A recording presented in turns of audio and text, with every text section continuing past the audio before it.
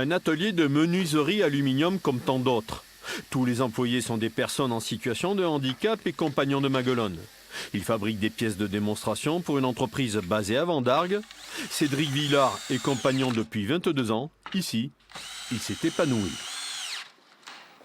Je faisais les autres activités, quand je suis vigne et après je suis venu ici. Et c'est là que Pascal m'a formé. Après j'avais fait déjà menuiserie, j'avais fait une menuiserie bois au collège. Alors du coup du bois je suis passé à l'alu. Ses compagnons possèdent un savoir-faire reconnu, savoir-faire qu'ils transmettent aux nouveaux venus, une reconnaissance.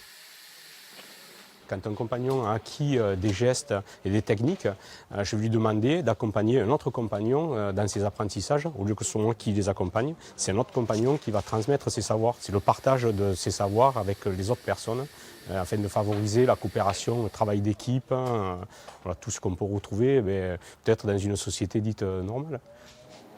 Autre activité des compagnons, le vignoble. Mais une même ambition, la mise au travail et l'insertion de personnes en situation de handicap. Compagnon depuis 2 ans, Frédéric est un exemple pour les autres et sa vie vient de prendre un sacré virage. J'habite dans un T2 à Villeneuve. Bon, là, ça c'est tout récent, ça fait depuis 15 jours que j'y suis, parce que jusqu'à maintenant j'ai toujours vécu chez mon père. Donc auparavant je ne me sentais pas vivre tout seul, mais bon, depuis que je suis ici, je me sens mieux, quoi. Bon, ça, en fait, je suis tout seul sans être vraiment seul, parce qu'il y a toujours quelqu'un qui peut m'aider, quoi, en cas de problème. Ça fait que d'un côté, je ne suis pas vraiment tout seul aussi, quoi. La richesse des compagnons de Maguelone, c'est la multiplicité des tâches proposées aux personnes en situation de handicap. Le panel de métiers que nous avons dans nos établissements permet aux personnes de pouvoir changer, de pouvoir évoluer en fonction de ses besoins, de ses attentes et de pouvoir s'affirmer au travers de métiers qu'ils apprennent. Et c'est presque des professionnels. Enfin, les compagnons, ce sont aussi 2 entreprises adaptées, comme cette exploitation maraîchère bio ou ce restaurant flambant neuf, inauguré fin octobre. De quoi enrichir un peu plus la palette d'activités proposée aux 115 compagnons de Maguelone. Alors Bernard Azéma, vous êtes le président des compagnons de Maguelone. Ces compagnons, ils ont un demi-siècle. Alors il s'est passé beaucoup de choses pendant ce demi-siècle. Absolument, oui, oui. Tout est parti de Maguelone, de l'île de Maguelone. Et puis, je dirais, les compagnons se sont installés dans d'autres lieux. Voilà. Plus récemment à Montpellier, mais après aussi s'être installés à Villeneuve-les-Maguelones, à Palavas-les-Flots avec les Attes, au fur et à mesure. Tout est parti de l'île et au fur et à mesure, les compagnons, dans l'exercice de leur mission, ont développé des activités sur différents territoires.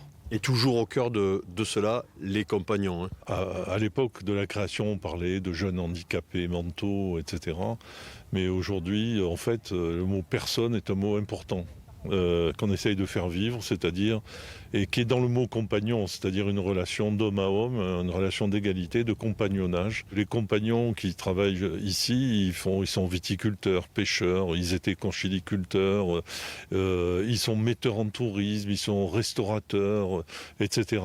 Et les compagnons voient défiler actuellement dans l'année 200 000 personnes au moins qui passent sur la presqu'île et donc avec qui ils ont des contacts directs.